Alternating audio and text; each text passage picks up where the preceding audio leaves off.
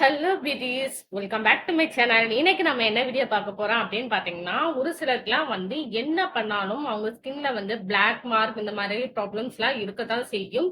அதெல்லாம் என்ன பண்ணாலும் கியூர் ஆக மாட்டேது அப்படின்னா இந்த வீடியோ உங்களுக்கு தான். இந்த வீடியோல இருக்கிற ரெமடியை வந்து நீங்க ட்ரை பண்ணி பாருங்க. ட்ரை பண்ணி பார்க்கும்போது உங்க ஸ்கின்னை வந்து நல்லா கிளியரா மாத்தி கொடுக்கும்.